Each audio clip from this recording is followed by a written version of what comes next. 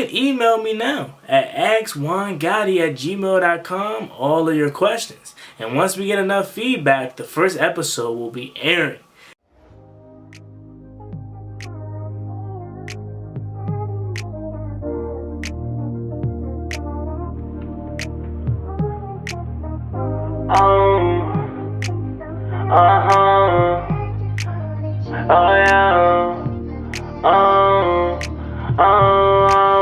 Wait a minute, girl, can you slow down? Wait a minute, girl, what's the rush now? I wanna introduce myself to you. My name is one-on-one, got you to prefer now. I like the way you put your fists together. I like the way you do your hair in the morning. I see why all the boys want you, girl. Ladies and gentlemen, it is that time of the year, you feel me?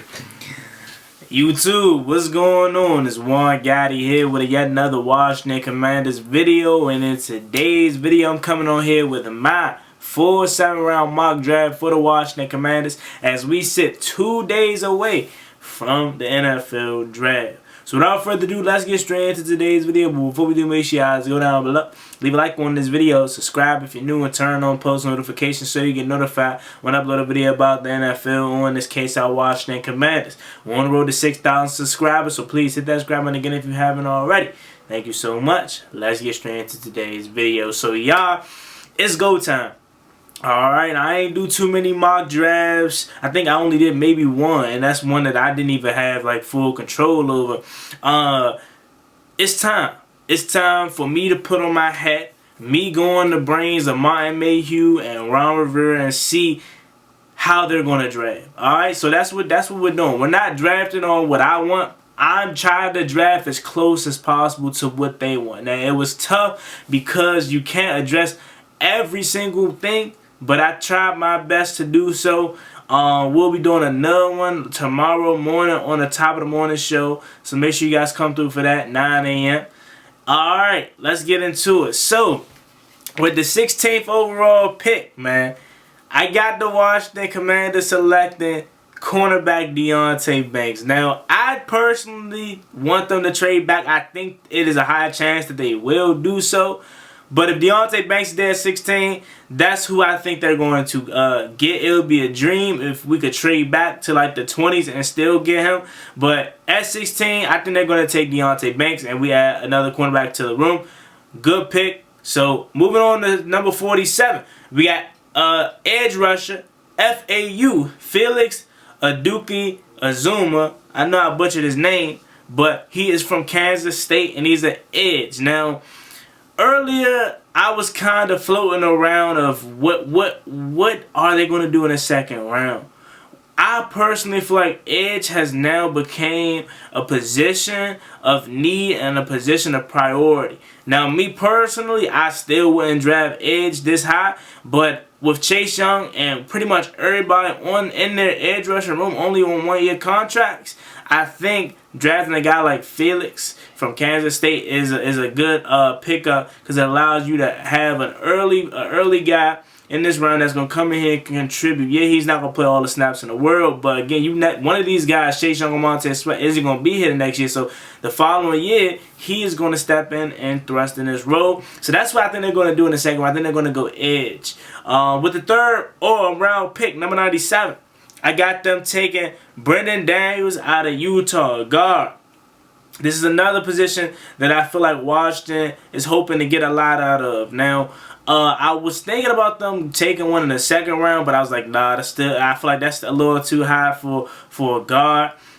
They got Chris Paul, they got Nick Gates, they got Sadiq Charles, and Sadiq Charles and Chris Paul really gonna be battling it out for that one of these guard spots. You obviously got Sam Cosmi taking over right guard, more likely than not. So it's gonna be a lot of guys coming in here fighting for that left guard position, and you can add Brendan Daniels to that mix. So with the 4th round pick for number 118, I got the Washington Commanders selecting quarterback DTR Dorian Thompson-Robinson out of UCLA. You know they're interested in him. You know they're interested in upgrading this quarterback position. doing this draft, I was like, this may be a little too early for him, but I'm going to take him because I don't see him being there with our next pick. And again, this is something that I think they are going to do. Now, they may not get a chance to draft DTR per se, but they're going to draft a quarterback. All right, so that's who I took at 118. 150. All right, 150. Another position that I see them addressing is running back. You guys know, love Jared Patterson, man, and I personally would give him the opportunity to be that third back behind Brian Robinson and Antonio Gibson, but you already know they're not going to give my boy JP no burn, bro. So I have them taking Tajay Spurs with the 150 overall pick, running back out of Tulane. He's going to come in and be that third back. They talk about Antonio Gibson being that new J.D. McKissick guy, so he's going to have a lot more be a weapon as he was supposed to be. Tajay Spears comes in and be that, change of pace back, that shifty, smaller back that again, Jared Patterson could be, but they obviously don't have trust in JP. They still got Jonathan Williams, so it could definitely get interesting in camp, but I think adding Tajay Spears is going to only make that competition in camp be more fun to see and watch. Well, with the 193 pick, I got the Washington Commanders selecting Spencer Anderson out of Maryland. He is going to be the center, potential replacement of Chase Roulier if they decide to cut him or whatever. And they don't want to roll with Nick Gates at center. More depth. We re-signed Tyler Lawson. Okay, so he's going to be in that group now. And this is the second Terp off the board. So it definitely has been a real home team kind of draft, if you know what I'm saying. All right, and then with the 215. Pick Michael Jefferson, wide receiver out of Louisiana. He's 6'3", has a good frame, can go up and get it kind of guy. And that's really what we're missing in this wide receiver room is some size, for real. And more, and at least he can be, a special teams guy. That's what we're hoping, because they did bring the guy from Kansas City, but how much faith do they have in him, we don't know. But again, this is a guy that could potentially be a Cam Sims replacement, since we didn't really use Cam Sims that much. Michael Jefferson brings in a lot of size. And then with our final pick, we got Jordan Howden from Minnesota, a safety. And I feel like he can be another guy that can come ahead, can compete in the back end of this DB rotation. And another special teams guy, worst case scenario, if he makes the roster.